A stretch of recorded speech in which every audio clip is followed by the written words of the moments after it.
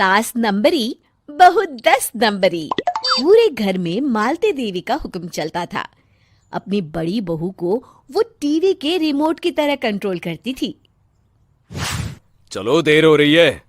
12 बजे से पहले लड़की वालों के यहाँ पहुंचना है। हाँ हाँ, चलती हूँ। मैं तो भगवान से बस ये दुआ कर रही हूँ कि जिस तरह मेरी बड़ी बहू मेरी मुट्ठी में है, उसी तरह मेरी छोटी बहू भी मेरे इशारे पे नाचे। अरे भगवान, भला इस घर में किसकी हिम्मत है जो तुम्हारे खिलाफ जाने की हिमाकत करे।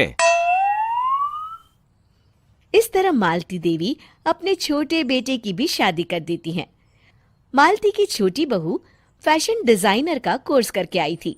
उसका सपना था कि शादी के बाद वो अपना खुद का बुटीक खोले। एक दिन, क्या बात है छोटी, तू तो एक से बढ़कर एक डिजाइन बना लेती है। इसमें कौन सी बड़ी बात है दीदी? आप चाहे तो मैं आपको भी सिखा सकती हूँ। हाँ, फिर हम दोनों मिलकर एक बुटीक खोल लेंगे।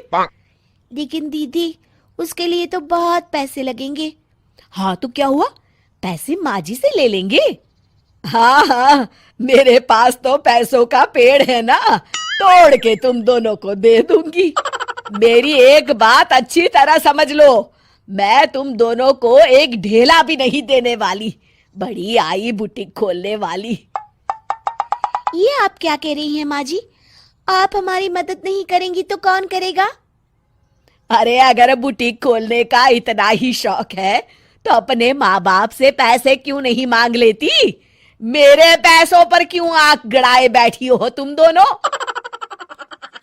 इस तरह अपने इरादे स्पष्ट करके मालती देवी वहां से चली जाती है। अरे ये क्या दीदी, माँ जी तो साफ मुकर गई। अब हम क्या करेंगे? तू चिंता मत कर, बुटीक तो खुल के ही रहेगा।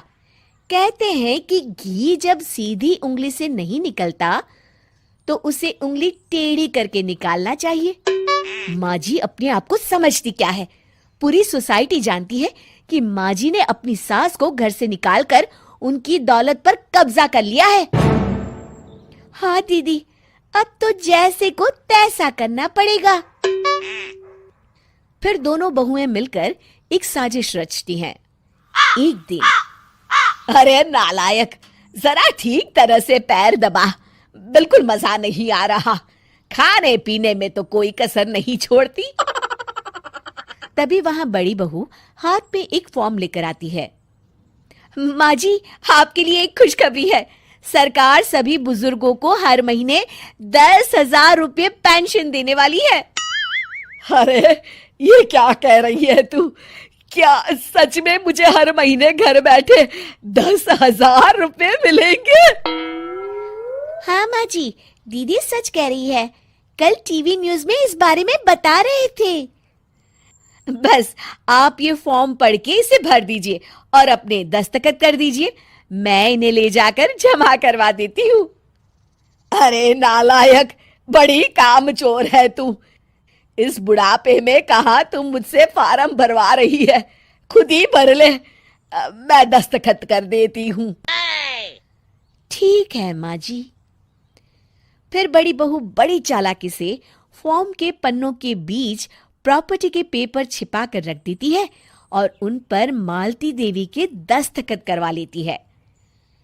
कुछ दिनों के बाद मालती देवी अपने पति के साथ 2 दिनों के लिए अपने एक रिश्तेदार के यहाँ जाती है।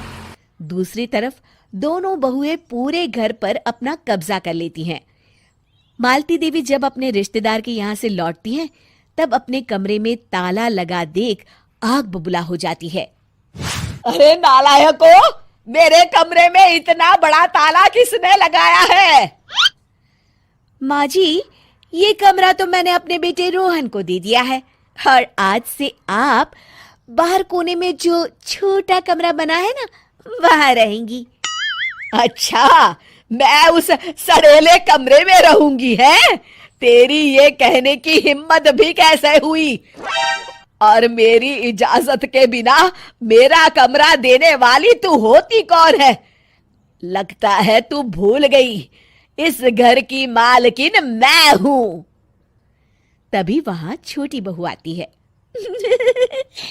अरे माँ जी, आप इस घर की मालकिन नहीं है। अब इस घर की नई मालकिन हम दोनों बहुएं हैं।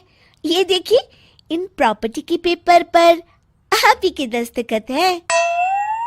अरे भाग्यवान, ये तुमने क्या कर दिया? दस्तखत करने से पहले एक बार ठीक से पढ़ तो लेती। अरे लेकिन मेरी बहुएं मेरे साथ ऐसा कैसे कर सकती है? अरे तो इसमें कौन सी अचरज की बात है? तुमने भी तो अपनी सास को घर से बाहर निकाल दिया था।